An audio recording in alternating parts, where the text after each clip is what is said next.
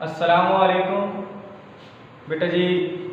आज हमारा फिज़िक्स का क्लास 10 का लेक्चर नंबर 2 है। अभी हम सिंपल हार्मोनिक मोशन को ही पढ़ेंगे। हमने पहले लेक्चर में भी इसी के बारे में पढ़ा था। तो बेटा आज लेक्चर नंबर 2 में हमने एक सिस्टम लिया है जिसे कहता है कि वो explain the ball and bowl system is SHM। कि बॉल और बाउल सिस्टम जो है कि आपने एक बॉल लिया हुआ है उसको बाउल में रखा हुआ है, तो ये सिंपल हार्मोनिक मोशन है। तो इसकी आम सी मिसाल क्या है, आप एक प्याला लें, उसके अंदर कोई भी गोल सी चीज रख लें बॉल नुमा और उसे यूं घुमाएं। आप ये देखेंगे कि वो कभी ऊपर जाएगा, कभी नीचे आएगा, कभी ऊपर जाएगा, नीचे जाएगा। जब रोकेंगे आप उस पर हाथ हिलाना रोक देंगे तो वो दरमियान में ही जहां पर आपने गेंद पहले रखी हुई तो वहीं पर ही रुकी रहेगी। तो बेटा अब हमने ये क्या किया, डायग्राम बनाई हुई है, ठीक है जी। ये मेन पोजीशन पर बॉल पड़ी हुई है, ठीक है। ये मेन पोजीशन पर बेटा मैंने बॉल रखी हुई है। अब बॉल यहाँ पर पड़ी हुई है तो इसका वेट जो होगा ये भी नीचे की तरफ एक्ट कर रहा होगा ड्यू टू ग्रेविटी। वेट जो है mg के नीचे की तरफ होगा एट पोजीशन O पर, और वेट के अपोजिट एक नॉर्मल की फोर्स भी लग रही होगी। तो वो जिस तरह आप न्यूटन का थर्ड लॉ देखते हैं, एक्शन रिएक्शन को देख लें, तो वैसे ही नॉर्मल फोर्स वेट के अपोजिट साइड पर लग रही है। तो आपके पास क्या होगा, ये r जो है आपकी फोर्स ये mg के इक्वल हो जाएगी मैग्नीट्यूड में। तो इसका मतलब क्या हुआ कि यहाँ पर तो फोर्स न्यूट्रलाइज हो गई, यहाँ पर तो कोई फोर्स लग ही नहीं गई। तो इसका मतलब है आपकी जो बॉल है उस पर कोई भी फोर्स क्या हो रहा है, एट पोजीशन O पर नहीं लग रही। फिर हम क्या करते हैं, एक एक्सटर्नल फोर्स लगाते हैं। एक्सटर्नल फोर्स लगा के मैं इस बॉल को इस जगह पर ले जाता हूं और इसे मैं पोजीशन को कह देता हूं A और इस पोजीशन को B कहा हुआ है। तो A पोजीशन पर बॉल को ले गया। अब जैसे मैं बॉल को लेकर जा रहा हूं एक पोजीशन पर और एक पर जाके इसको रिलीज करता हूं, इसको छोड़ देता हूं वहां से, तो आप देखेंगे कि इस डायरेक्शन में बॉल आनी शुरू हो जाएगी, ठीक है जी। जिस तरह आपने ये देखा था कि स्प्रिंग में रिस्टोरिंग फोर्स होती है, तो इसी तरह इसमें क्या होगा, बॉल वापस मेन पोजीशन की तरफ आना शुरू हो जाएगी। अब बॉल इस मेन पोजीशन पर आके बॉल को चाहिए रुके, क्योंकि हमने जो प्ले किया था इसको यहीं से स्टार्ट किया था, लेकिन ये यहां पर आके नहीं रुकती। तो ये क्या करती है, अपनी मोशन को आगे की तरफ कंटिन्यू रखती है। अब हमने दो तीन चीजें यहां देखनी है कि भाई ये बॉल यहां से यहां पर क्यों नहीं रुकी। उसकी क्या वजह है, उसकी वजह इनर्शिया है आपके पास कि इस बॉल के पास एक प्रॉपर्टी है जिसे इनर्शिया कहते हैं, जिसमें आपके पास क्या होता है जी, आपकी जो बॉडी है वो रेजिस्ट करती है अपनी स्टेट ऑफ चेंज, जो भी हो, चाहे वो रेस्ट की हो चाहे वो मोशन की हो।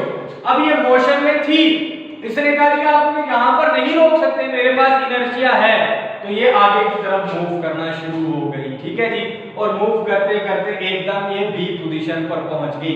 अब इतने हिस्से को एग्जामिन करते हैं। जब आपके पास A से बॉल O की तरफ आ रही थी तो इसकी स्पीड क्या थी, मैक्सिमम थी। इसकी वेलोसिटी क्या थी, ये मैक्सिमम थी। जब बॉल क्या थी, A से O की तरफ आ रही थी। बेटा ये तो वजह कर रही है कि बॉल A से O की तरफ आ रही थी तो वेलोसिटी आपके पास मैक्सिमम थी।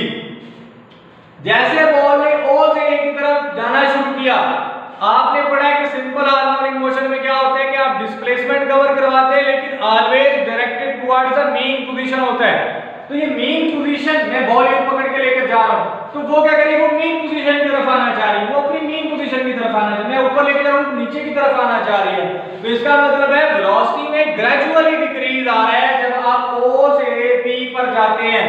यहाँ पर ये बात गौर से देखिएगा, जब O से B पर जाते हैं तो आपकी वेलोसिटी में ग्रेजुअली क्या आता है जी, डिक्रीज आता है, ठीक है जी। वेलोसिटी मिनिमम हो जाती है।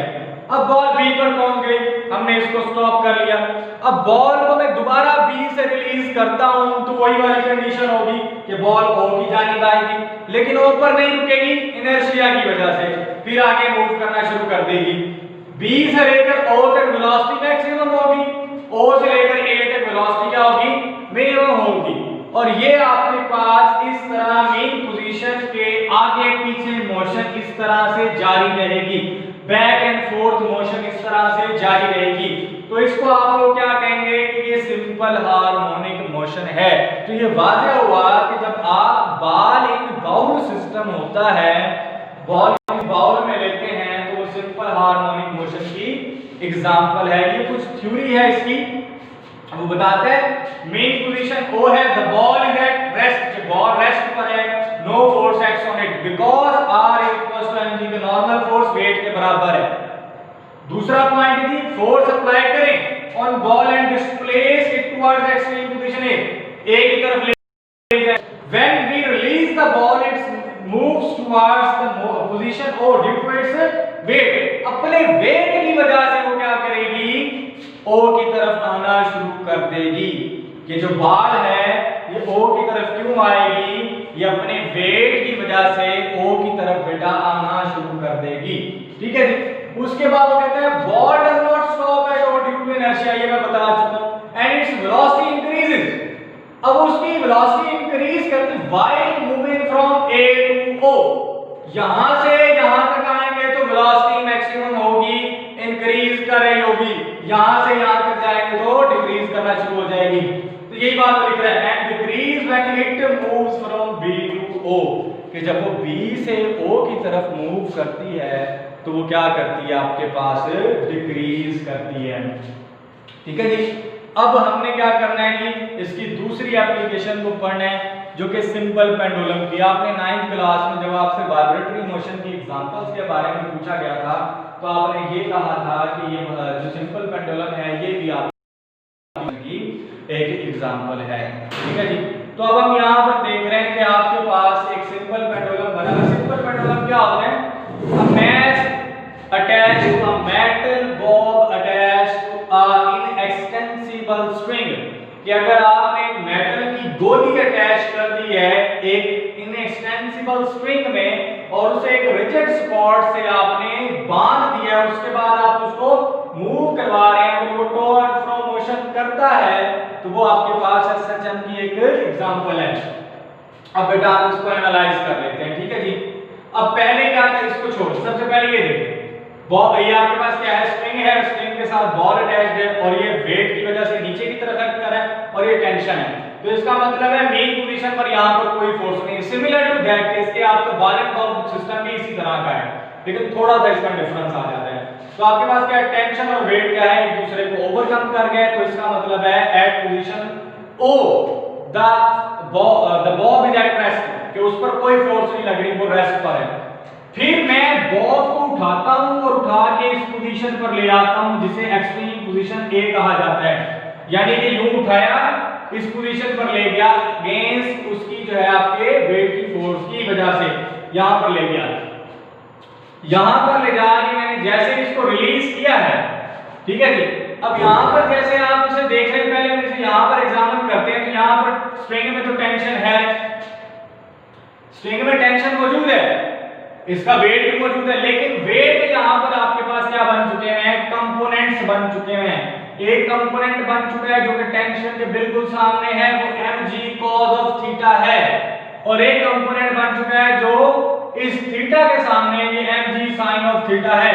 तो पहले हम ये चीज देख लेते हैं कि भाई हमने कहा है कि आपके पास अगर ये स्ट्रिंग है और यहां तक आपकी बॉल गई हुई है तो इसको mg cos ऑफ थीटा कहा गया है, mg sin ऑफ थीटा कहा गया है। तो ये ऐसे क्यों कहा गया है, ठीक है जी। आपने रेजोल्यूशन ऑफ फोर्सेस में एक जो है ये पढ़ा हुआ था कि आपके पास क्या है जी, हमारे पास एक फोर्स थी, उसे आपने x कंपोनेंट और y कंपोनेंट में क्या कर दिया जी, रिजॉल्व कर दिया। बेटा ये जरा पॉइंट गौर कीजिएगा, ये थीटा का एंगल होता था, तो अब आप देखते हैं कि ये हॉरिजॉन्टल कंपोनेंट है, तो इधर आप क्या लिखते थे, ये f है तो इधर fy लिखते थे, यानी कि f sin ऑफ थीटा, और इधर fx लिखते थे। थीटा के सामने वाला जो होता है वो आपका y कंपोनेंट होता है, वो आपकी फोर्स चाहे कोई भी हो, चाहे वो आपकी वेट की फोर्स हो, तो ये थीटा है। आप ये गौर करें कि ये थीटा है और थीटे के सामने वाला कंपोनेंट आपका क्या है जी, y है, y है, तो mg sin ऑफ थीटा है और ये mg cos ऑफ थीटा है। अब ये mg cos of theta tension की वजह से कैंसिल हो गया, ठीक है जी। तो यहां पर क्या है, mg cos of theta is equal to tension, तो इसने तो इसको कैंसिल आउट कर दिया। अब बच गया है mg sin ऑफ थीटा। अब ये mg sin ऑफ थीटा क्या है, ये रिस्पांसिबल है सिंपल पेंडुलम में जो है सिंपल हार्मोनिक मोशन करवाने को। अब ये ऐसे जाएगा, मेन पोजीशन पर जाके क्या होगा, नहीं रुकेगा, इसकी जो स्पीड होगी a से लेकर o तक ये मैक्सिमम होगी, मेन पोजीशन पर नहीं रुकेगा इनर्शिया की वजह से। फिर आगे चला जाएगा, आगे जाएगा b पोजीशन पर पहुंच जाएगा, तो b पोजीशन पर जाते जाते यानी कि o से b तक इसकी स्पीड क्या हो जाएगी, कम हो जाएगी। फिर ये वापस b से o की तरफ आएगा तो फिर स्पीड क्या होगी, मैक्सिमम हो जाएगी। और फिर ये o से अगर a की तरफ जाएगा तो स्पीड क्या होगी, मिनिमम हो जाएगी। तो इसका मतलब है स्पीड की वेरिएशन कैसे आ रही है, a to o मैक्सिमम, ठीक है, स्पीड के बारे में बता रहा हूं, ये a to o मैक्सिमम, ठीक है, o to b मिनिमम, ठीक है जी, o to b मिनिमम। अब फिर क्या होता है b to o मैक्सिमम, ठीक है जी, और फिर o to a ये क्या आ जाता है जी, मिनिमम। तो ये आपके पास स्पीड की वेरिएशन होती है। तो इस तरह ये कंटिन्यूअसली ये बैक एंड फोर्थ मोशन जारी रहती है आपके सिंपल पेंडुलम में, जो कि आपके पास क्या करता है जी, सिंपल हार्मोनिक मोशन को बताता है। तो यहाँ पर ये लिखा हुआ है कि only single component of weight mg sin theta is responsible for simple harmonic motion and mg cos theta is cancelled by tension because mg cos theta and tension are in same direction but are in opposite direction having the same magnitude। इनकी magnitude same होगी क्योंकि जितना wait होता है उतनी ही tension swing में होती है, तो इनकी मैग्नीट्यूड जो है आपके पास सेम होगी लेकिन डायरेक्शन ऑपोजिट होने की वजह से ये आपके पास क्या होगा, कैंसिल आउट हो जाएगा। तो ये बेटा आपका दूसरा लेक्चर था सिंपल हार्मोनिक मोशन का, जिसमें आपने बॉल एंड बाउल सिस्टम को पढ़ा और आपने को पढ़ा। ठीक है बेटा, इंशाल्लाह नेक्स्ट लेक्चर के साथ हाजिर होंगे। ओके जी, अल्लाह हाफिज, थैंक यू वेरी मच।